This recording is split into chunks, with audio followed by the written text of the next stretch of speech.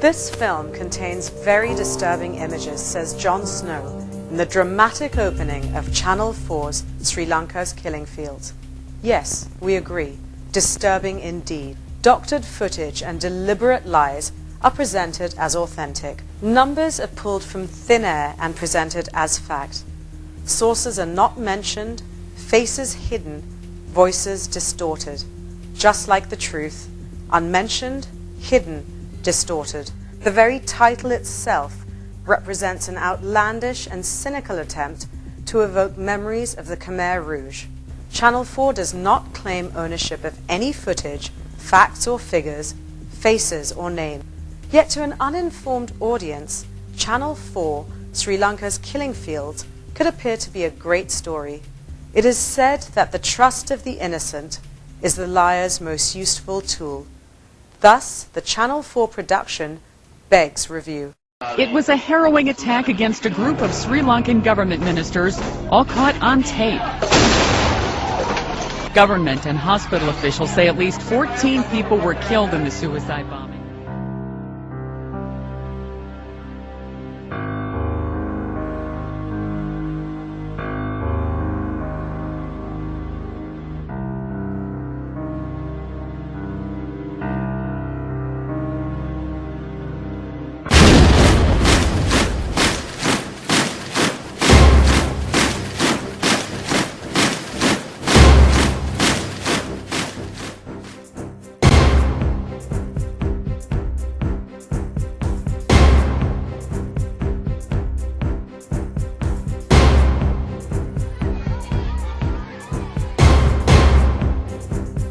Let's begin at the beginning. Channel 4 shows footage of a protest, a spontaneous demonstration. News that the UN's international staff were leaving spread quickly, and crowds of frightened Tamil civilians besieged the UN base. That's what they would like us to believe. Civilians are shown outside a UN office pleading with personnel not to leave.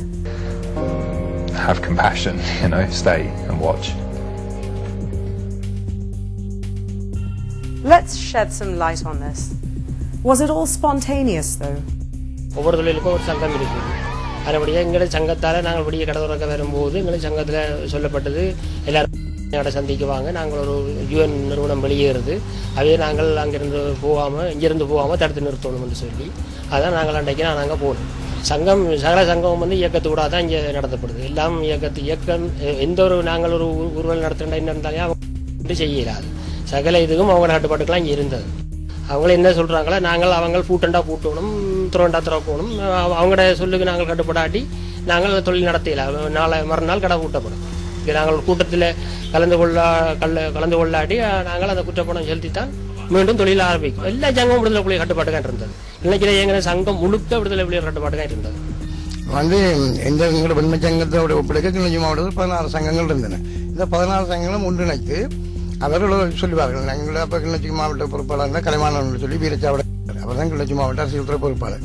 அவரை கிளறு பிரதேச ரீதியாக ஒவ்வொரு பொறுப்பாளரும் இருப்பார்கள். அப்போ அந்தந்த பகுதியில் உள்ளாக்கள் ஒப்பிட்டையா இன்றைக்கு நாளைக்கு இப்படி ஒரு ஆர்ப்பாட்டம் செய்யணும் தெரிந்தாலும் கூட அகளை கூட்டிகிட்டு வாங்குவோம் என்று சொன்னால் நாங்கள் செய்தான் ஆக வேணும். அது விரும்பியோ விரும்பாமலும் செய்ய வேண்டிய தேவை இருந்தது. அந்த வகையில் தான் யூஎன் நிறுவனம் 155 ஆண்டுகளுக்கு முன்னால் இப்படி வெளிக்கிறாங்க. எங்களை நாங்கள் விட்டோம்னாலையா எங்களுக்கு அரசாங்கங்களை அடித்து சாக்காடி போடும். நான் உங்களை எப்படியா அவங்களை மறைக்கணும், நீங்கள் இல்லாமல் பொதுமக்கள் நாங்கள் இல்லாமல் போயிட்டு தான் இந்த 155 ஆண்டு யூஎன் நிறுவனத்தை முற்றுகையிட்டு போகணும் கலந்து கூட நாங்கள். Stage managed. That's the term that Channel 4 ought to have used, but did not. Channel 4 fails to mention that Tamil UN staffers and their families were held hostage by the LTTE. Neither is there mention of the fact that UN personnel and their families of around 200 people continue to serve in LTT-held areas until the end, or that 9 were forcibly recruited by the LTTE. Channel 4 gives us numbers, interesting ones. The deaths of as many as 40,000 people, possibly far more. Casual, off-the-cuff claim of 40,000 is the first big lie. Gordon Weiss, the former spokesman based in Colombo and asked to leave by the government of Sri Lanka, had an axe to grind and an upcoming book to promote. Upon his resignation from the UN, and in his personal capacity, over 1 year after the end of the war, Gordon Weiss says 10,000 to 40,000. In fact, even the UN specifically disassociated itself from it. Channel 4 picks 40,000 and runs with it. The fact is, the UN had estimated in June 2009 that around 7,000 people may have died. The truth is that the UN officially states that the 7,000 figure is based on unreliable sources. Let's look at the reality. The highest estimate of the total population in Vanni districts, including LTTE cadres and civilians, was a little over 300,000 towards the end. It was accepted by all that even this could have been an exaggeration, since the LTTE was known to inflate numbers to secure greater volumes of food and medicines to the areas they controlled. Let's go with the 300,000 figure. The total number of all the people registered in the receiving centers was 293,800. Therefore, first and foremost, the 40,000 figure is not credible. It is in fact impossible. Therefore, the maximum number that needs to be accounted for includes the number of LTTE cadre killed in combat and also includes civilians who died in the crossfire, those who the LTTE shot dead as they tried to flee, and those who fled the country towards the end of the war without registration via sea and land routes to India.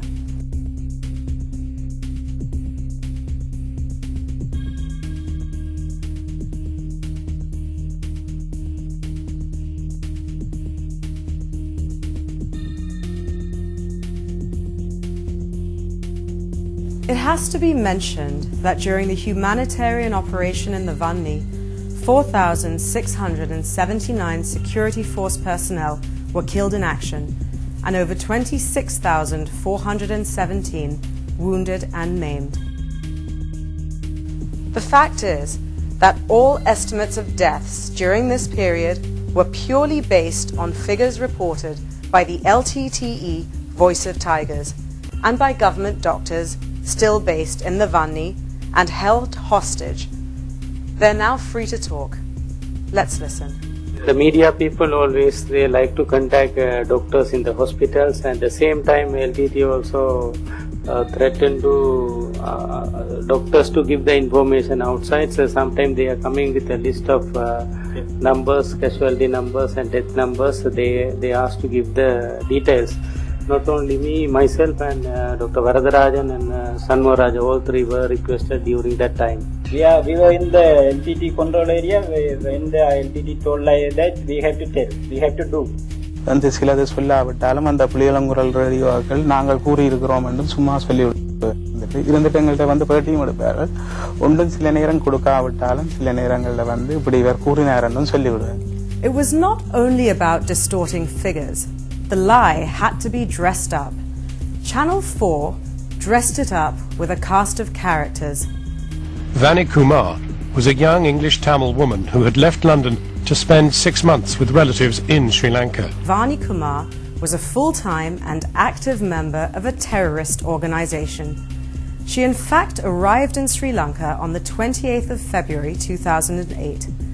She worked in a terrorist cell in London and fronted as the UK Tamil Youth Organisation leader. One of the surrenderees, a colleague and another key operative in the LTTE's international unit under Castro, knew her well. Gnanakumaran போட்டு அவள் எங்களோட நின்று ஐயக்கம் எங்களோட நின்று அவள் ஐயக்கம் 2008 ஆண்டுக்கு முதல் அவள் லண்டன்ற டிவையோ இந்த லண்டன் டிவையோன்ற லேடிஸ் கோஆர்டினேட்டராக இருந்தவா. இப்போ இந்த அவள் இங்கே வந்து அவள் இங்கே வன்னிக்கு வந்தவா 2008 ஸ்டார்டராக வந்திருக்கணும். வந்து ஒரு மாதம் பயிற்சி எடுத்தவா. அவளுக்கு அந்த முதுகு ஒரு ஆக்சிடென்ட் ஒன்ற லண்டன் ஆக்சிடென்ட் தான் முதுகு எலும்பு டேமேஜ்ன்றதில் கார்ட் ட்ரைனிங் ஒன்றும் இல்லை, ரைவல் ட்ரைனிங் எடுத்திருந்தவா. ரைவல் ஷூட் பண்ணதெல்லாம் தெரியும். ஷூட் பண்ணி இது சோதியா படையினரா அவளுக்கு பதிவு இருந்தது. கஸ்டோனேட்ட லேடிஸ் குறைவண்டதில் அங்கே எங்கள்கிட்ட இது இல்லை, ராதா படையினே லேடிஸ் இல்லை. அப்போ சோதியா படையினர் பதிவு இருந்தது. நான் சோதியா படையினி 3rd இலக்கம் நான் இருந்தவாக்கு இயக்கம் எல்லாருக்கும் அந்த பேரை பயன்படுத்தினோம்னா 3rd இலக்கம் மட்டும் தான் பயன்படுத்து. சோதியாவுடைய 3rd இலக்கம் குப்பியும் பாவிச்சோம், குப்பி வைக்கிறவா. கெஸ்டோனியாக்கள் வரி பாவிக்கிறதுக்கு தடை. வெளியில போய் வேற ஒண்ணுமெண்டா இப்போ போட்டு எதுவும் விடுபட்டா பிரச்சனைன்றதுல வரி போடையிலவா சிவில் ஜீன்ஸும் ஷர்ட்டும் போட்டு பெலிட் கட்டி இருந்திருக்கிறார். அவ 2008 வந்தோன்னா முதல் அங்க இருக்கைக்குள்ள லண்டனுக்கு மட்டும் லேடிஸ் கோஆர்டினேட்டரா இருந்தவா, லண்டன் டிவையோக்கு மட்டும். இப்போ இங்க பயிற்சி எடுத்து தன்னோன்னு டிரான்ஸ்லேஷன் அந்த வேலையிலோட எங்களோட முழு நாடுகளையும் உள்ள டிவையோவுக்கு கோஆர்டினேட்டரா இருந்தவா. அந்த சேம் டைம்ல 2008 அந்த டைம்ல வெளிநாட்டு மீடியா ஹவுஸ் நாங்க ஒன்று குள்ளஞ்சிர வச்சிருந்தாங்க. அங்கிருந்து அந்த மீடியாக்களுக்கு செய்திகள் அனுப்புறது, வீடியோக்கள் அனுப்புற அந்த வேலையிலும் செய்து கொண்டிருந்தவ. அதுக்கப்புறம் டெட்டவாய்க்காலம் விடுபட்ட உடனே 2009 ஏப்ரல் மாதம் இதோன்னு கொண்டே அவையில் அந்த வச்சுட்டு அவையில் நிற்கிறதுக்கு பேஸ் பிரச்சனையில் இதெல்லாம் நல்லா சோட்டா எங்களோட இடம். அதோட கொண்டு சண்முகராஜா டாக்டரோட கெஸ்டோனை ஜாயின் பண்ணி விட்டது. அந்த இயக்கம் சனம் எல்லாத்துக்கும் ட்ரீட்மெண்ட் செய்ய சொல்லிதேன். அப்போ 2009 நான் மே மாதம் 10ஆம் தேதி 15ஆம் தேதி மட்டும் அந்த வேலை செய்து வந்தேன். 15ஆம் தேதி கெஸ்டோன் எல்லாரையும் கூப்பிட்டு வெளிநாட்டுக்குன்னு ஆமிட்ட போய் நீங்கள் உங்களோட வேலையில செய்யுங்க, எல்லாம் முடிஞ்சது. அவையில் வெளியில தப்பி போகிற பிளான் இருந்தது, காட்டுக்குள்ளே போகிற பிளான் இருந்தது. For Channel 4, however, Vani Kumar was a volunteer helping out. Vani Kumar herself, here in the pink dress, began working as a volunteer with the man running the hospital, Dr. Samaraja. He's a great person. He's an example of how a doctor should be. It was just like a normal, like a knife that you would use at home. And he said, well, hold his mouth, someone hold his hand, someone hold the other leg, just gonna cut it off. And he's like, I looked at him and it's like, he's just gonna cut off a 6-year-old boy's leg without even giving any local anesthetic. How is it possible? Let's hear what the doctor has to say. மயக்கமருந்து கொடுக்காமல் வெட்டினதுன்றது அது அப்படி ஒரு சம்பவம் நடைபெறவில்லை. அதிகமான ஆட்களுக்கு நாங்கள் அதிகமான 100% மற்றது சிறிய சின்ன ரசிங்கள் அதை செய்திருப்போம். ஒரு ஆளுடைய காலை என்றால் நாங்கள் மயக்கமருந்து கொடுத்து தான் செய்திருப்போம். நீங்கள் இதை மற்ற வயிற்று ஆபரேஷன் செய்த நாங்கள் மயக்க மருந்து, மசில் ஆக்ஷன், அதுக்குரிய மருந்துகளை கொடுத்து தான் நாங்கள் செய்தாங்க. இது நீங்கள் கப்பல் வந்த நோயாளர் காயமடைந்தவர்களை கேட்டால் தெரியும். நாங்கள் சத்திர சிகிச்சை செய்து பிறகு வைத்தியசாலையிலிருந்து அனுப்பினார்கள். ஒரு வயிற்று ஆபரேஷன் செய்கிற அப்படியானவர்களை நாங்கள் மயக்க மருந்து கொடுக்காமல் செய்தால் கூடி அது உயிரிழப்பை கூடி ஏற்படுத்தும். ஒரு காயப்பட்ட ஆளை மயக்க மருந்து கொடுக்காமல் வெட்டி எடுத்த சம்பவம் இல்லை. அது ஒரு மிகப்படுத்தி கூறியாக தான் இருக்கும். Let's move on to shelling. Let's hear Gordon Weiss. By May 2009, there had been roughly 65 attacks on these medical points that were treating civilians. அது முற்றுமுழுதான பொய். நாங்கள் தை மாதத்திலிருந்து பார்க்கின்ற பொழுது கூடி எங்களுக்கு வள்ளிமரம் வைத்தியசாலை, புதுக்குடிப்பு வைத்தியசாலை ஒரு தடம், வள்ளிமரம் வைத்தியசாலை எங்கள் வைத்தியசாலைக்கு அருகாமையில் விழுந்திருந்தது. அதை விட முள்ளியாகல் மேற்கிலே ஒரு தடவை விழுந்திருந்தது வைத்தியசாலைக்கு வாசல் பகுதி. அதே மாதிரி முள்ளியாகல் கிழக்கிலேயும் ஒரு தடவை விழுந்திருந்தது. ஆனால் அதுவும் ஒரு கரையாத்தான் விழுந்திருந்தது. Well, 65 shells didn't drop. How about the GPS coordinates he talks of? The attacks on these medical spaces seem to be so consistent that the Tamil government doctors requested the ICRC to stop providing the coordinates to the government. The ICRC fix அடித்து வைத்தியசாலையை உறுதிப்படுத்ததை மற்ற தமிழ் டாக்டர்கள் மறுத்தார்கள் என்று சொல்லதை நான் அதை முற்றுமுழுதாக மறுக்கிறேன். ஏனென்றால் இந்த விடயத்தில் அங்கே வைத்தியர்கள் வேலை செய்யணுங்க. இந்த விடயத்தை முதல் தொடக்கத்திலிருந்து அது நான் என்னுடனே நேராக கழித்து என்னுடைய வைத்தியசாலைகள் மத்தளம் வைத்தியசாலையை எனக்கு அவ்வளவு தெரியாது. என்ன மத்தளம் வைத்தியசாலை நான் முதல் ஆரம்பத்தில் வேலை செய்துட்டு பிறகு கிடக்கிட தான் போய் இந்த மெட்டர்னிட்டி கேஸில் செய்துட்டு வரணும். அதுக்கு டாக்டர் வரதராஜா தான் இன்சார்ஜாக இருந்தவர். ஆனால் வள்ளிமலம் வைத்தியசாலை சரி, முள்ளியாக்கள் மேற்கு, ஆனந்தபுரம், முள்ளியாக்கள் கிழக்கு, வெள்ளாமுள்ளியாக்கள் வைத்தியசாலை போன்றதுக்கு நான் பொறுப்பு வைத்திய அதிகாரி இருந்தேன்.